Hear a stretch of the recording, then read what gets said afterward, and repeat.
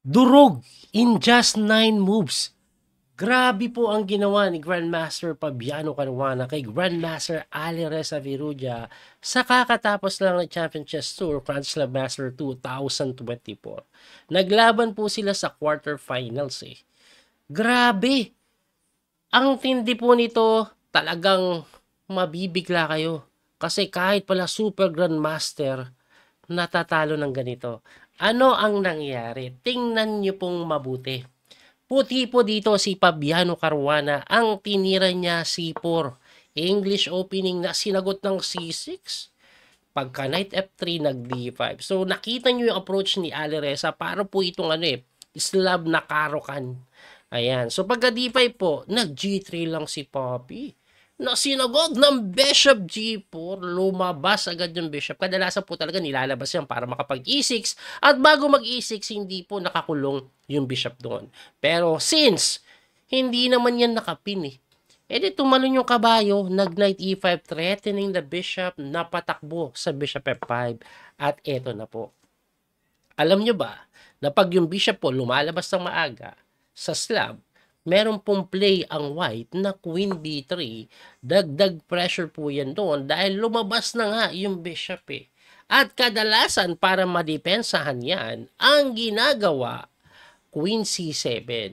Pero may iba na tumitira ng Queen B6. At para saan ang Queen B6? Eh, syempre, para madepensa na to at mapalit din po yung Reyna. Ang gusto kasi mangyari niyan, kainin mo, tapos later on, may threat po na capture dito, libre yung pawn. Yun ang gusto mangyari niyan. Pero si Fabi, tinira niya po yung number 1 engine move, which is, kainin lang yung D5. Na kung saan ang mangyayari po dyan, mapipilitan ka ngayon kainin yung Reyna. Bakit? Kasi pag kinapture mo to, edi may Reyna kakain doon. Lugi ka ng material. Kaya kinain po yung Reyna. Siyempre, binawi po yan. At kung titingnan nyo itong mabuti, ang pinakatira po dito ng puti, pwede niya pong kainin lang ito, di ba? Di ba? Kaso, pag kinapture niya, ipapakita ko lang, pag tinext mo yan, may knight C3. Oh. Pag dinepensahan mo, matinding talon sa knight B5 ang makakasalubong at may mga pressure doon, mawa 1 pawn down. Balik natin doon. So, nakita po ni Ali Reza yung mga yon at sabi ni Ali Reza, wait, of course, hindi ko kakainin yan. Dahil madadali mo ako ng ganun tirahan. Ito ang sayo. Bishop E4 lang.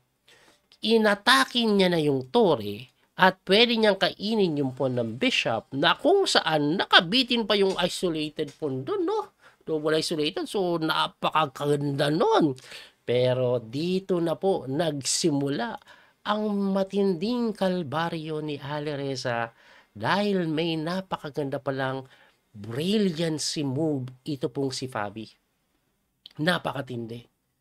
At kung gusto nyong malaman, kung kaya nyong makita, gawin natin puzzle kasi parang puzzle po talaga ito eh. Ano ang best move ng white? I-post nyo yung video, pag-isipan nyo. Ngayon, pag nakita nyo, i-comment nyo, and then i-play nyo na. Congratulations sa nakakita. Pero ang ginawa po ni Ali Reza, ni Fabiano Caruana, matindi. Hindi po iniwas yung tore, tumira lang ng D takes C6. Brilliant move. Bakit? Kasi po, pag yan po ay kinapture lang, example, kakainin mo ng ganon, pwede ka tirahan ng F3. Yan po yung pwede mangyari. Tapos, mapapalit lang 1 pawn up ang kakalabasan for the side of Fabiano Caruana. Pero, syempre, sabi ni Ali Reza, wait, syempre, sa'yo na yung pawn.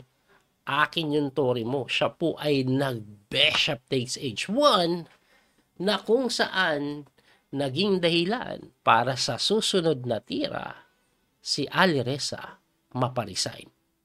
Ano ang tinira ni Fabiano Caruana? Same thing. I-post nyo po. Tingnan nyo mabuti. Grabe yung tirang to, pamatay. Talagang mapaparesign.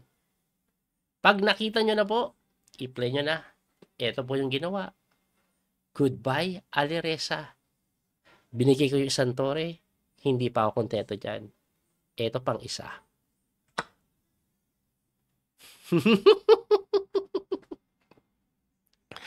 Naparesign po si Ali Reza dito. Bakit? Anong meron? Ba't po siya nag-resign? Kasi po, yung toring ito ay kulong. Ngayon, pag tinakes mo yan, titirahan ka ng C7 na tumataginting, threatening to take, threatening to push, checkmate ang kakabagsakan.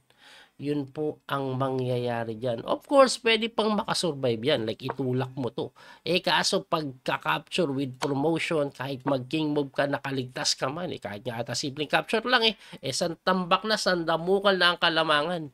Yun po ang mangyayari dyan. Actually, may mati na nga daw in 16 moves Ayan Tingnan natin yung mati. Kung paano mamatiin grabe, ganito mamatiin Tapos queen takes e6 lang.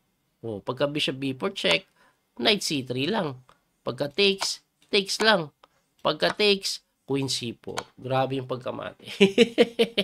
Anyway, wala pong solusyon yan. Kahit anong gawin mo, talagang ikaw ay mangingisay. Pwede din pala to. Kaso rook takes a8 at pagkaharang mo na ganun, kahit po kainin ata ito rook takes d8, capture, takes, king move, capture na ganun.